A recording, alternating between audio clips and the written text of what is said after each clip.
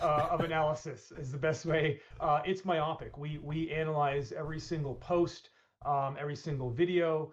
We are combing the game for feedback so that we can improve it once we launch. We have our own internal data and metrics that account to, if not tens of thousands of data points on how the game is performing and the user feedback. And then we marry that all together and we continue to update the game as it's live based on player feedback and performance. We are just minutes away now from that. What is your message to Madden players? What do you want them to know? I would want the Madden players out there to know that Madden 26 is one of the most authentic and realistic versions of the game we've put together in at least a decade. The amount of detail, data that we've used, that we've leveraged, that is all new to put into this game, I think is going to dramatically change the on-the-field experience.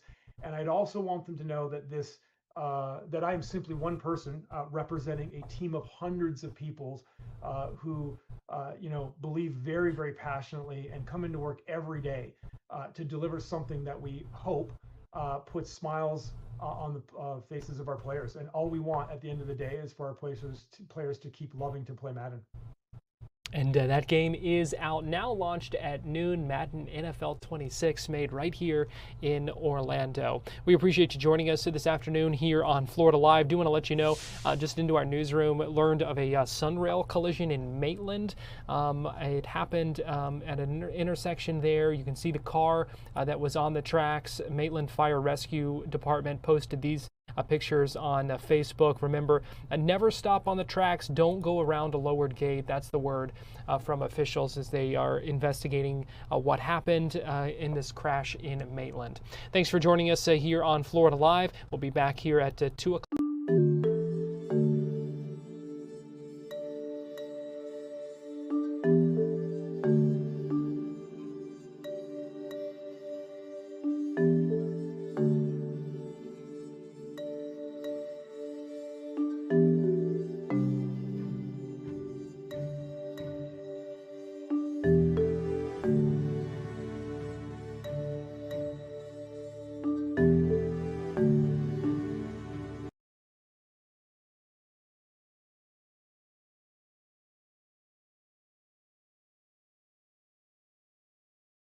You're watching Fox 35 News Plus, streaming on Fox Local. Well, good afternoon to you and welcome into Fox 35 News Plus. I'm Garrett Wymer and thanks for joining us on this Thursday afternoon, live on Fox Local and on YouTube. It is 4 o'clock and that means it's time for today's Top 4 at 4, where we break down 4 of the big stories that we are tracking in the Fox 35 newsroom this afternoon. And joining me for today's Top 4 at 4 is Fox 35 News anchor John Brown. John, thanks for being here. And good to see you as well. So we got an update on a story, right? The story of the missing teen. Yes, and before we kind of jump into the day's top stories, we do want to give that update, and that is finally confirmation from the medical examiner that the body found earlier this week from that retention pond was that of 18-year-old Giovanni Pelletier, who had been missing. And his family had been searching for him. We know there were a lot of questions about his disappearance. We do now have confirmation that that was his body found, although they still don't know a cause of death at this point. So more on that investigation. They said they're going to continue doing toxicology and such, so we'll see where that one goes from here. Yeah. Okay, another story today that's getting nationwide headlines. Florida Governor Ron DeSantis announcing plans to expand the state's capacity to detain and deport undocumented immigrants. It's called the Deportation Depot. DeSantis made the announcement at a news conference this morning at the Baker Correction Institution, which is up in the Jacksonville area. DeSantis said Florida needs additional capacity to host undocumented immigrants, in addition to Alligator Alcatraz down in South Florida. So this will be the northern detention facility. The governor had originally eyed Camp Blanding Joint Training Center, that's in Clay County, but there was a problem there. Apparently the airport is not big enough. The runway is not big enough to handle large planes because they'll be taking off and heading to foreign countries.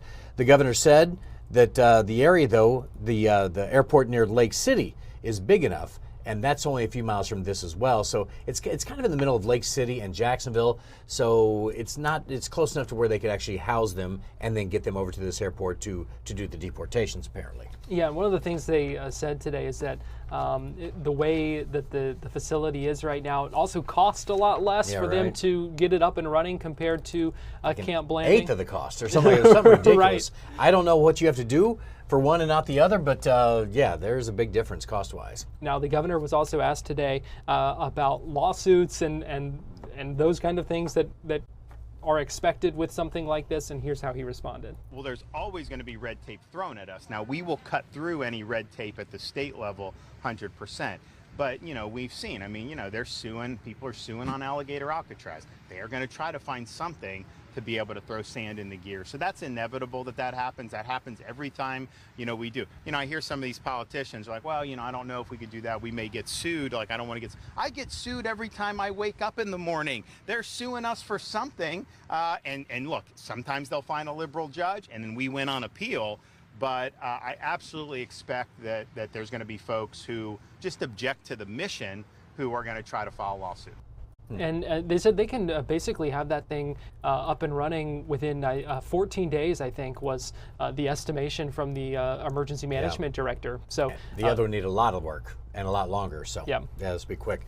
Another story here. Nationwide headlines. Of course, it always happens in Florida. These stories that make big time news. Prosecutors say that they will not take any additional actions against a law enforcement officer in the arrest of a black college student who was pulled over and then beaten by officers during a traffic stop in February. If you forgot about this story, here is how it went down. Can you call your supervisor? All right, go for it. Exit the vehicle now. Exit the vehicle. Show me your hands. Here. That was the moment that went viral and got a lot of attention about this case. So here's the fallout from this one now. The actions of Officer Bowers in the Jacksonville Sheriff's Office, they say, did not constitute a crime. That's according to the investigative report released by the state attorney's office. A video showing the officers dragging William McNeil from his car sparked nationwide outrage, though the Jacksonville Sheriff has said that there's more to the story than what's in this cell phone video. He says what you're seeing here is just a snippet of the entire confrontation there. The sheriff says McNeil was repeatedly asked to exit his vehicle at least a dozen times, which he did not comply, and that's why he says officers had to escalate, which he says, and the state attorney there says, was legal in this case. Now, according to the report, Bowers stopped McNeil for failing to turn on headlights and buckle his seatbelt. Now, a lot of people think, well, that's kind of a minor infraction, but here's how it all went down that I hadn't heard before.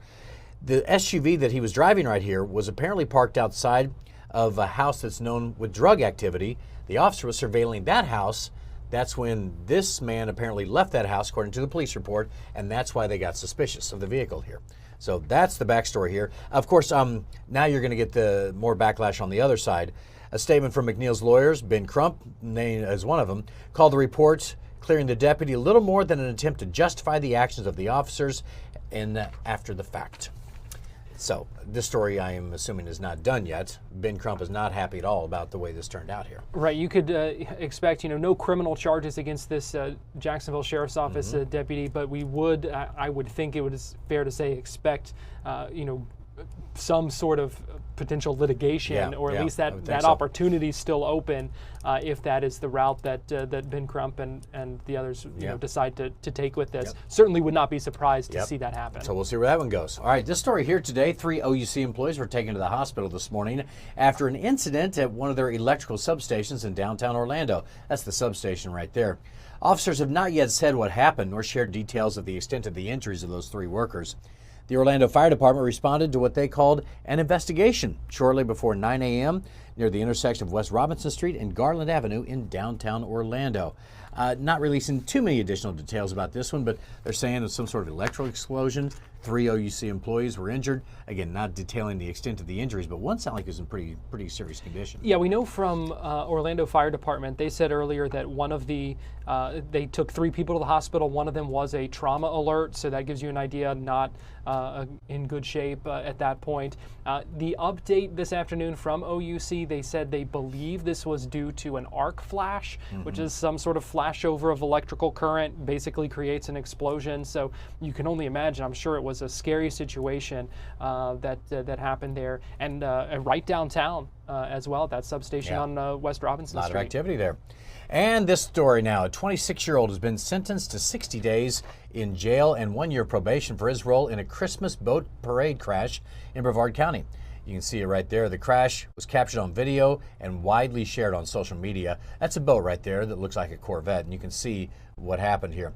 Cameron Michaels was also cited for reckless operation of a vessel and speeding in a manatee zone. The crash occurred during the annual Merritt Island Boat Parade back on December the 7th of last year. The video footage shows McNeil's boat, which looks like a Corvette, but that's a jet boat, spinning in circles before it collided with another boat. 3 people were injured in the crash and taken to the hospital. And this is something we covered extensively back when this happened. Did a lot of looking into that. They were able to avoid a trial in this case. This video you're seeing, we got from the state attorney's office. They would have used it as evidence in that trial, and it's kind of jaw-dropping to see those moments leading up to that crash. Yeah, especially you see that boat, those guys just, sitting ducks there, watching this jet boat come right at them. And 60 days in jail for this. Here it comes again. You can see, so scary. Yeah, and at that point, nothing you can do. It's a scary situation. All right, so there you have it. That is today's Top 4 at 4. John, we appreciate you joining us. We're going to take a break here on Fox 35 News Plus, but we will be right back after this.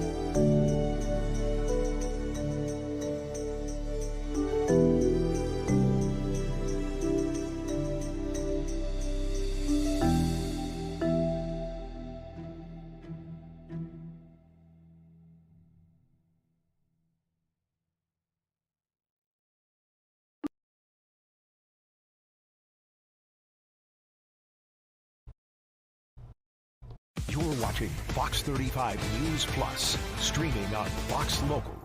Fox 35 Storm Team Meteorologist Laurel Blanchard joins me now. And Laurel, Tropical Storm Erin continuing to strengthen, and it sounds like could become a hurricane shortly. Yeah, we're most likely seeing that storm up to hurricane strength as early as tomorrow morning there, Garrett. This is the latest update. This is the 11 a.m. update. Next update will be coming out at the top of the hour. So we're going to be continuing to watch Erin right here, currently holding 60-mile-per-hour winds. And as of yesterday, it was moving at about 20 miles per hour. Now we're slowly starting to see that speed ever so drop. And then we're going to continue to see that interact with that very warm ocean ocean water, and that's what's going to allow this storm to really pick up. So as you can see right here, this is going to be at a Category 1 hurricane by Friday, and then continuing to heat up and strengthen to a Category 2 by the time we hit Saturday, and then even continuing from there, most likely on Monday morning, we should most likely be seeing our not only first hurricane of the 2025 season, but the first major hurricane of the 2025 season. And just look how warm that water is as it's interacting with it. The tropics and myself, Garrett, we're very similar. We're very picky about our ocean water. It can't be too cold, but it can't be too warm either. And this is the exact window where that hurricane genesis or that hurricane strengthening really starts to occur, right between like the low and mid 80s. And that's why we're going to just continue to see this storm take off as we take a look a little bit later on in the weekend, and even at the start of the work week. We could be looking at a very strong Category 3 storm as it's going to be possibly nicking areas across the Leeward Islands. So something that we're going to be watching very closely. Also, hurricane hunters, they're starting their regular missions into Erin as of just a couple of minutes ago. They took off 12 minutes ago from Barbados, and they're going to continue to start making regular missions into Erin to get that vital information, especially about the path of Erin, which is going to be one of the big questions that we're still waiting on answering to get definitive answers on, but we should be getting a lot of answers as we take a look by the end of the weekend. And still at this point anticipating that turn? Yeah, so that is one thing that the National Hurricane Center is still seeing within the forecast. Really, how late that turn happens and how close to the coast that turn happens is really going to define how strong, and especially as it's not going to be making direct landfall. It may nick areas along the East Coast, but overall, we're not looking at really a U.S. landfall. But really what we're going to be keeping an eye on specifically is that rough surf. And here in Florida, we already see that, so we're going to be really amping it up as we continue to keep an eye on Erin. So right now, forecasts are pretty confident that we're going to be seeing this high pressure system at least remaining a part of the East Coast and shielding that. So good news right there. This high pressure going to continue to stay strong, acting as a little bit of a shield, but we're also going to be seeing this Atlantic high get a little bit stronger. This is why we're seeing those forecasts tick west ever so slightly. So we're going to continue to see this high build in a little bit more, pushing it more in between the Carolinas and Bermuda. And Bermuda is definitely going to need to brace because we could be seeing those impacts, especially there as Erin continues to make that curve. So here is the ensemble data. We can see each and every one of these red lines is the possible track of Erin. Most of them bring it right up in curve, not necessarily making any landfall. However, Bermuda definitely we're going to need to watch. We're still keeping an eye on a couple of models that try to bring it very, very close to the Florida coastline, and there are even a couple that bring it right up into Cape Hatteras. So we're going to continue to watch that as we head through the next couple of days to really fine-tune that track as the storm continues to strengthen. Because once the storm continues to strengthen, a lot of these questions will be answered. So that's something that we're going to watch very closely. But if Erin continues to keep this track on what it is right now, and again, the center can end up within this entire zone right here, we're probably going to be looking at some life-threatening surf between Monday and Wednesday here along the Florida coastline. And as you head up the coast, possibly along Carolina and Virginia Beach coastline, Tuesday through Thursday, seeing that life-threatening surf, as well as Wednesday through Friday up in New England. So if you are planning on heading to the beaches at any point within the next week, definitely make sure you are being careful in the water or staying out of the water completely, because that surf is definitely going to be rough out there. But Laurel, not the only things we're watching. Two other spots you're keeping an eye on in the tropics as well.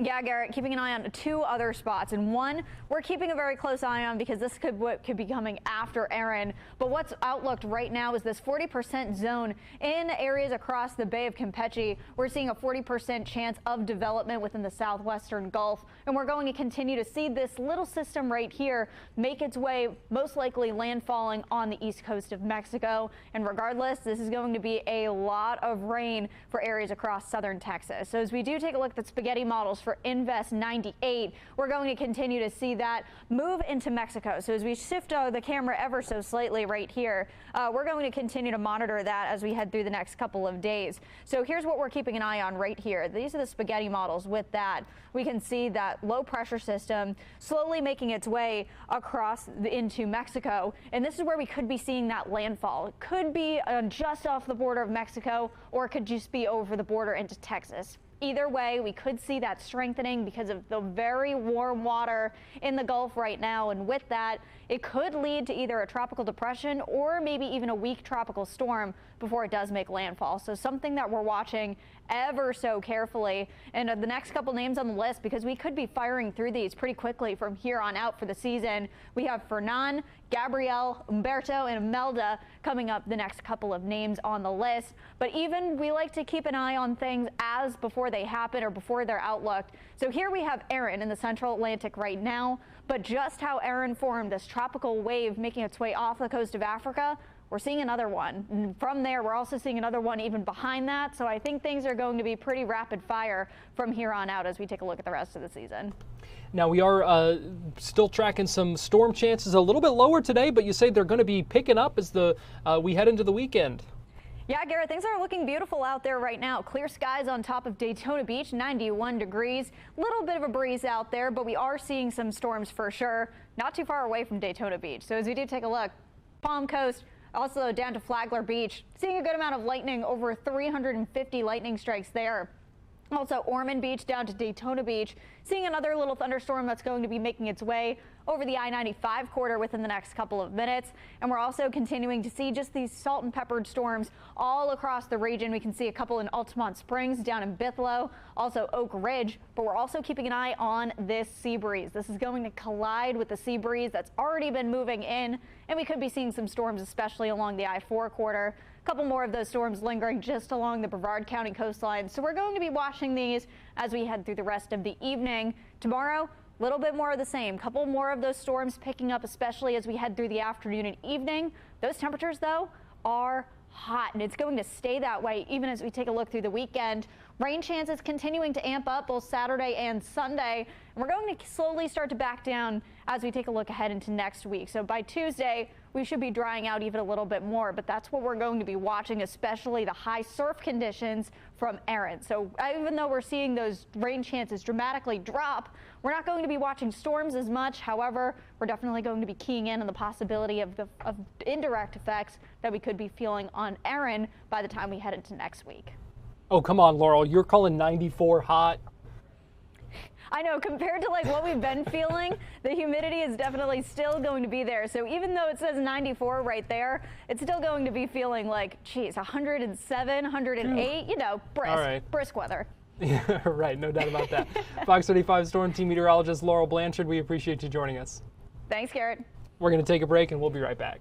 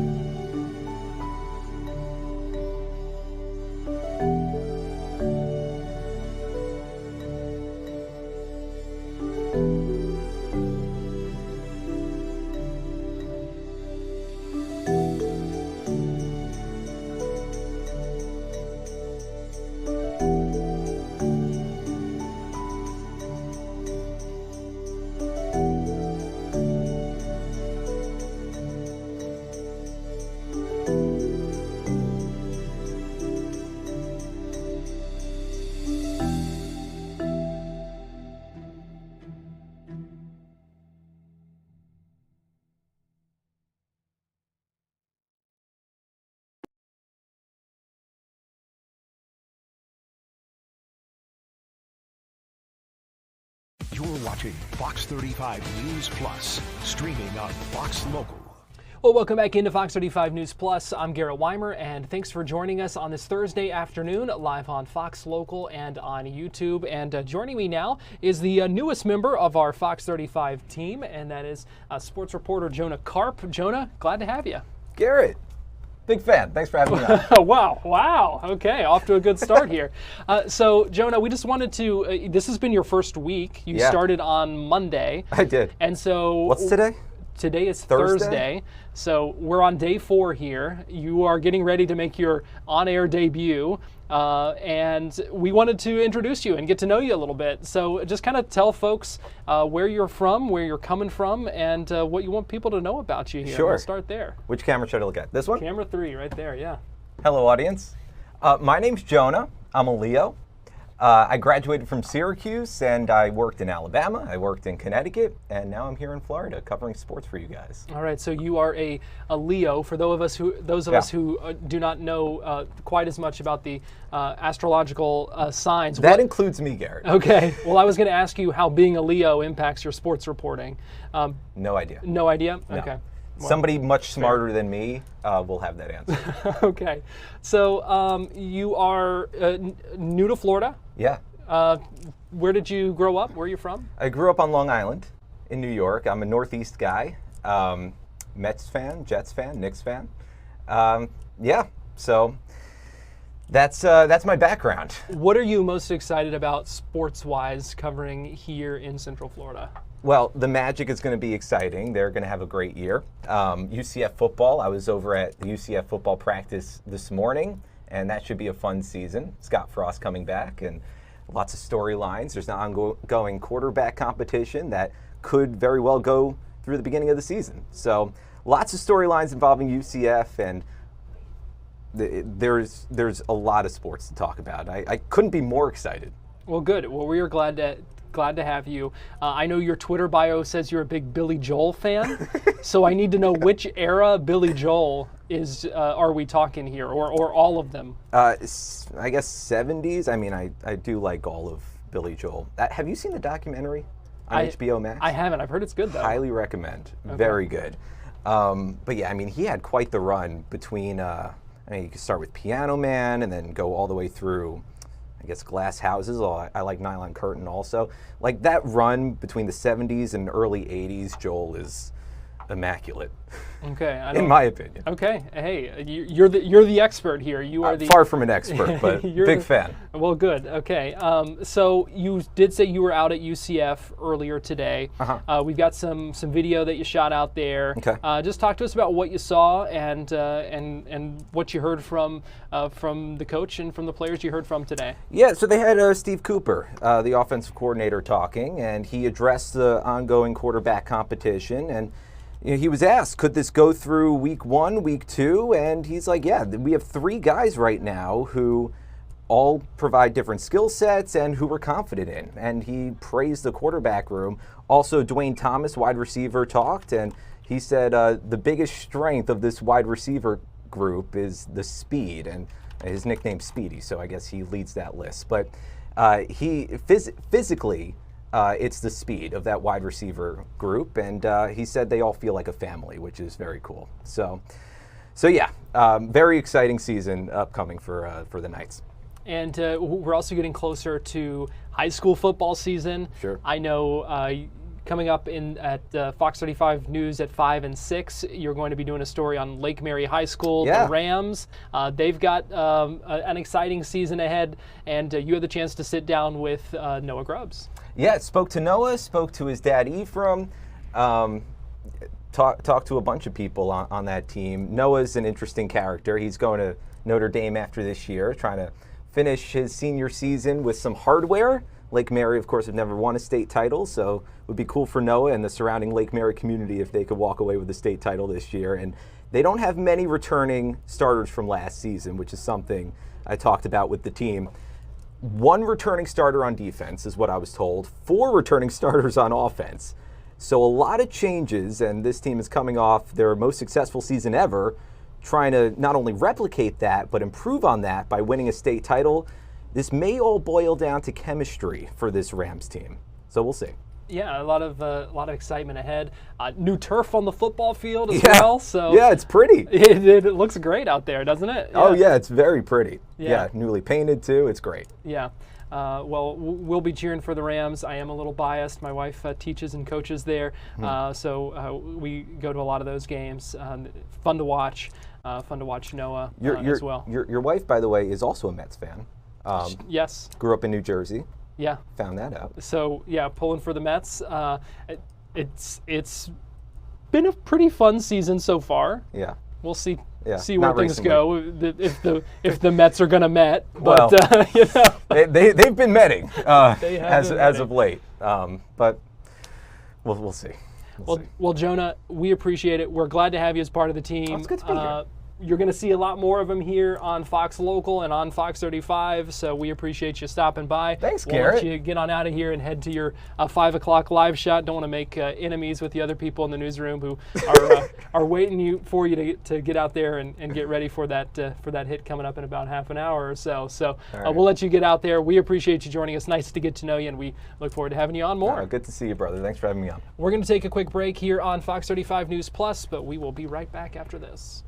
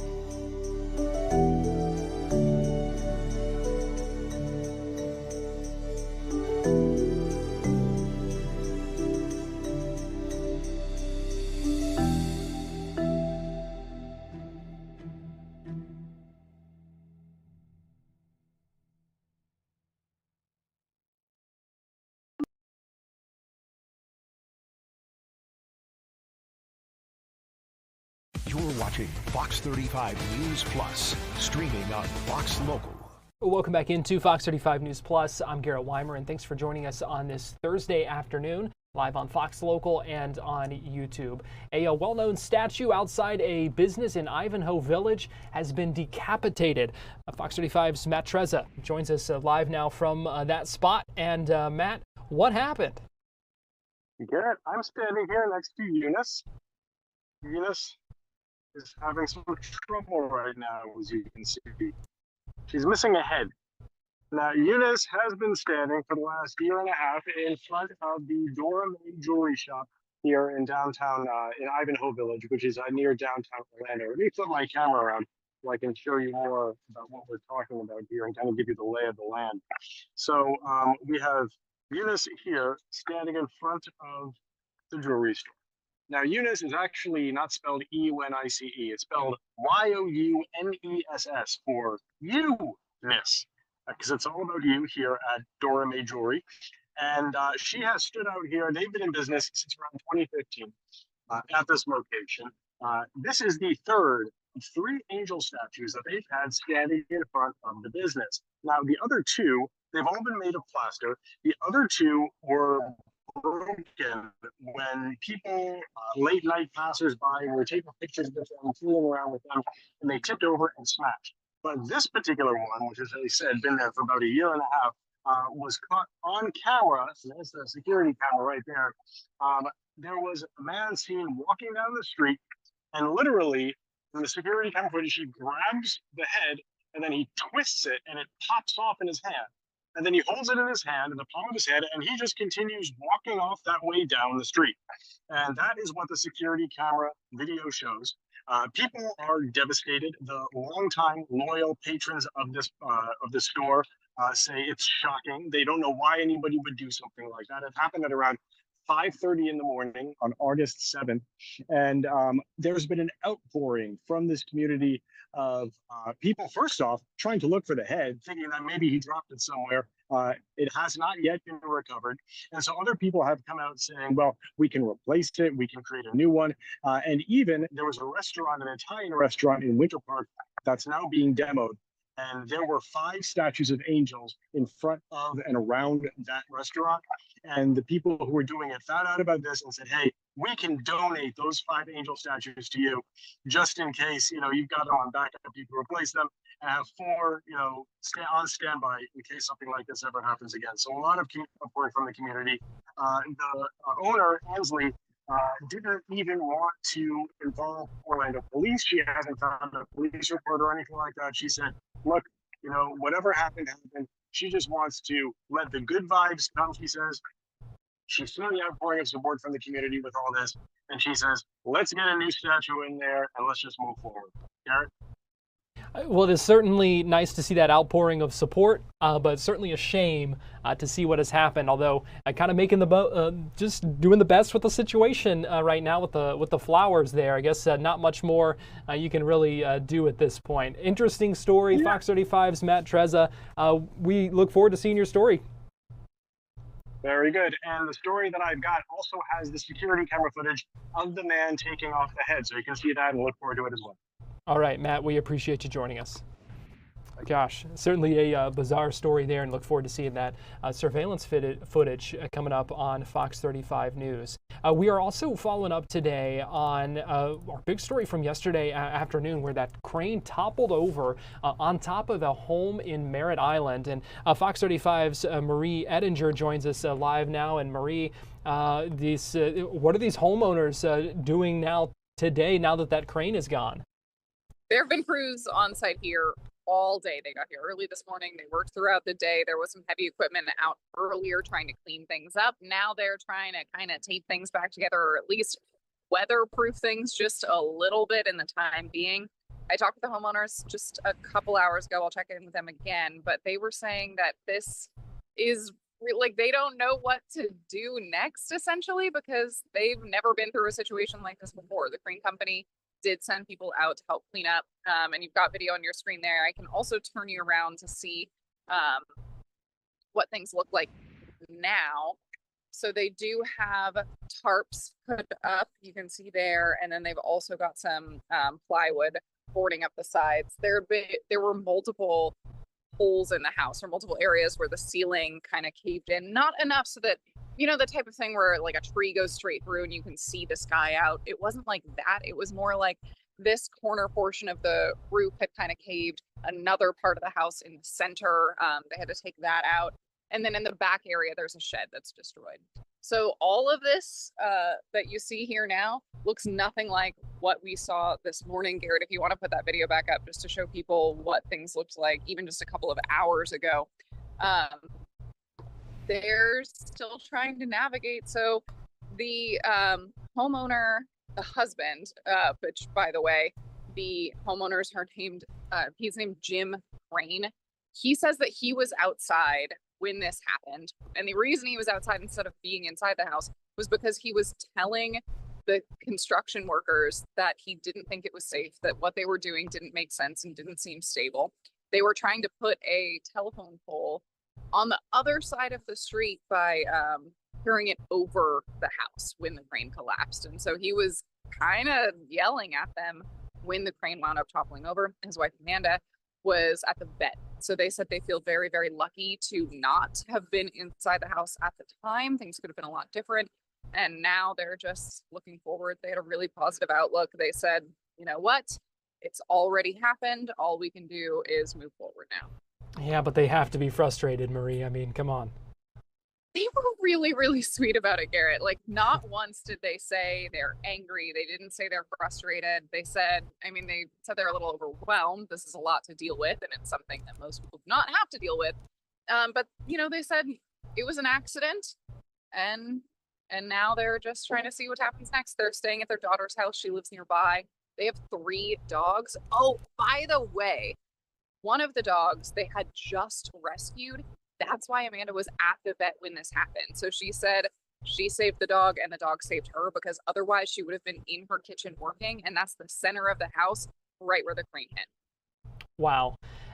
Now, have we heard anything more from the company of contractors or subcontractors, whoever they were, as to why they may have done this the way they did and what happened here? I'm still waiting to hear back about that. These were subcontractors who were working on behalf of AT&T. AT&T has not gotten back to me yet either. And we do know that OSHA is looking into it. And I tried to look up OSHA regulations for cranes. They do have a lot having to do with how you need to be settled. They have a lot to do with if the ground is not going to be stable, then you need to rethink, reevaluate, or stabilize that ground. But we just don't know exactly what happened here. That is going to come out, I'm sure, through an investigation. All right, Fox 35's Marie Ettinger. We appreciate you joining us here on Fox 35 News Plus. Anytime. We're going to take a quick break, and we'll be right back.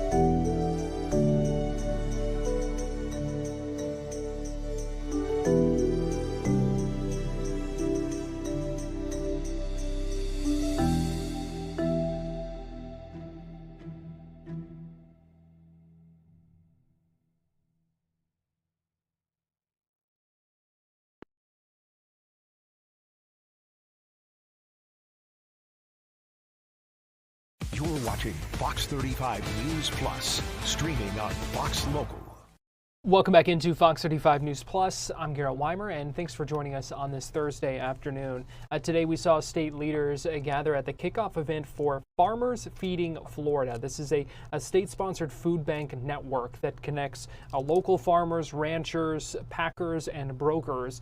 According to statistics, there's more than 2 million people in Florida who struggle with food insecurity. It is certainly an issue that many families face, and this is one effort to combat that. And so we heard from Florida's Agriculture Commissioner at this event, the State Senate President, and also a state senator from right here in Lake Mary, speaking at this event earlier today as they talked about the importance of this and how they believe it will help. At both ends of this that was really thoughtful, and we have a lot of our farmers here today for many industries to help celebrate this occasion. And when you think about our people in need, people that are in need of food and they're food insecure, we have many of those, millions of those here in the state of Florida. And we've worked a long time to figure out how do we put those two people together. And we've had many different ideas through the years. And this year, with the president said, hey, I want to really help people that are food insecure. I want to make sure that we are putting food in the bellies of our hungry children. And how do we best do that? And so as we look through this, and about a year ago, I visited here and Feeding Tampa Bay and such a great partner. And I saw what we're doing here in this building. Not only are we feeding families, but we're educating families, right? I think the phrase is they come in for a meal and they leave with a future. I'm going to steal that, by the way. So it's a very powerful message of what we're trying to accomplish. So what we're celebrating today is not only that, but the farmers in this room represent the second largest economic driver of the state of Florida. Over 2.5 million people today went to work in agriculture. We normally put it in those economic terms, right? $200 billion of economic output. But the reality is everybody in this state needs a farmer 3 times a day. If you value your green space, support your farmers. By the way, you can do that with Fresh from Florida also. I'll do my little commercial. But when you think about the ideal of how do you support Florida agriculture, you take care of our products. You buy our products here in the state of Florida. We passed a law a few years ago to encourage organizations to buy their products from Florida farmers. We want farmers to be in business. We want the green space. In this particular case, our farmers are severely disadvantaged in many times of the year from competition from other countries or even other states. And what this program does, it allows, working through the Department of Agriculture, it allows us to go in and buy those products and then put it into an organization like Feeding Tampa Bay to distribute it to our most needy. So at the time when the farmers are most vulnerable to the downturn in their markets, a prime example, and Dale McClellan, I have to give him credit for this. He talked to me about this a year ago and said, in the summertime, where do we go with our milk? How do we put all that carton milk that we send to schools, where do we send it during the summertime or at Christmas time or other holidays? And it makes a lot of sense. And I've been in the egg business most all of my life. Same thing happens, right? During the summertime, you normally have more eggs in the state of Florida. Same thing happens with our vegetable farmers, our beef farmers at various times of the year. How do we take that production at that affordable moment when it's the cheapest possible and give it to families in need? This program puts those pieces together. Hello, everyone. My name is Ben Albritton. I'm currently the president of the Florida Senate and a 4th-generation citrus grower from Wauchula. First of all, I want to thank each of you for taking the time out of your schedules to be here and be supportive of this mission, quite frankly, this mission field. Florida farmers, almost everyone that I spend time with in my life grows something for a living. And there's this character trait of farmers that is so incredibly honorable. Florida farmers are thoughtful, they're generous, they're hard workers, they're optimists. They have to be, considering the struggles that farm families go through here in Florida. They're also some of the most incredible patriots you will ever, ever find. I want to thank God. I want to thank God that we live in a free country. We live in a free state of Florida.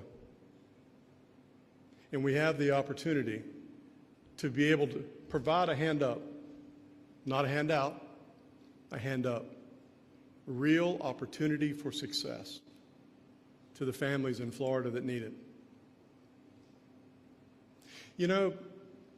Nearly every single family in Florida at some point in time, many times by no fault of their own, can fall upon hard times, can be put in a situation, in a circumstance of need. It is absolutely, in my estimation, not only it's biblical, it's the right thing to do for the right reasons, to invest in programs just like this. So the hard work of the folks that work here and other food banks and organizations around the state can partner with the Commissioner of Agriculture, with the Florida legislature, to provide that hand up for these families.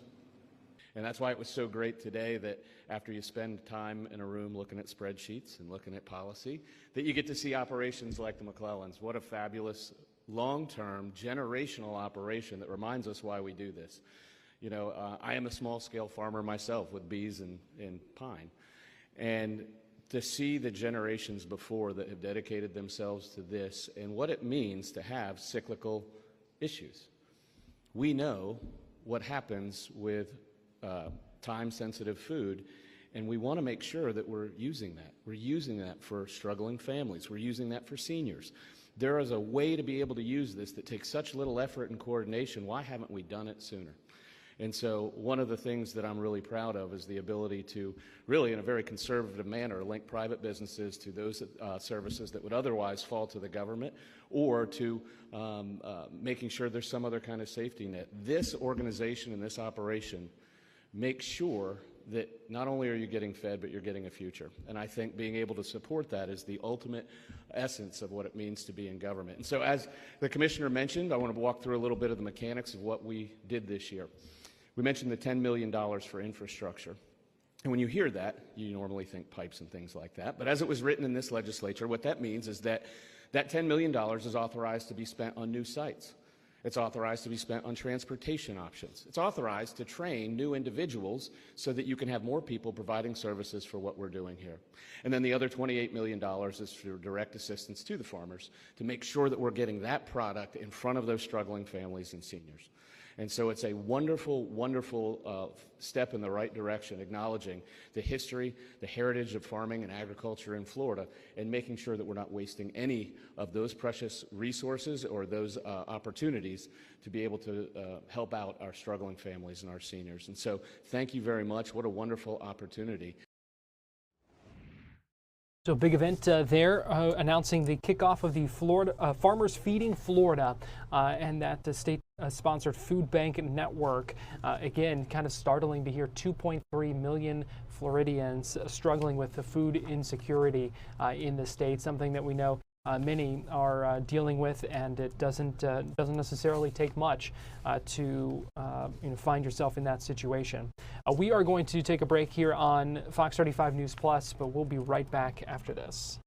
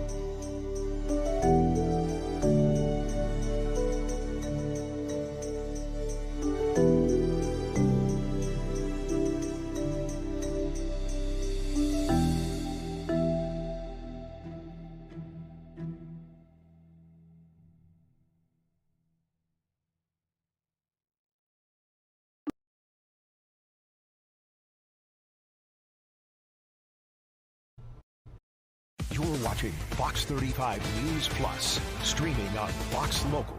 Welcome back into Fox 35 News Plus. I'm Garrett Wymer, and thanks for joining us on this Thursday afternoon, live on Fox Local and on YouTube. The Florida Fish and Wildlife Conservation Commission has announced the winners of the 2025 Florida Python Challenge. This is a 10-day period in July where folks are encouraged to remove invasive Burmese pythons. They're common in certain areas, including the Everglades, but they are an invasive species, and that means they're a threat to much of the native wildlife.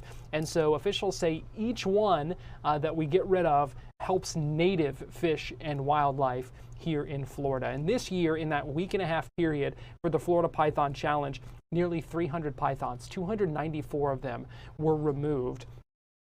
The winner who removed the most was Taylor Stanberry. She's from Naples, and she removed 60 pythons. She ended up winning $10,000 as one of the winners in this competition. She says she's putting that money into the animal rehab center that she helps run, also using it for some gas money to continue python hunting. I should note the winner with the longest python that was removed, Michael Morowski. You're about to see a picture of that in a minute.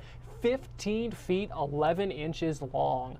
One of our Fox 35 producers, Kendall Beebe, had the chance to interview Taylor Stanberry, who removed 60 of those pythons. She talks about spending hours at night in the Everglades to get those pythons out. Here's their conversation.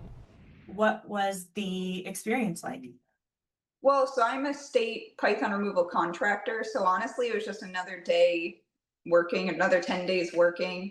I went a little bit crazier with working longer hours and going out every single night instead of skipping a night here and there.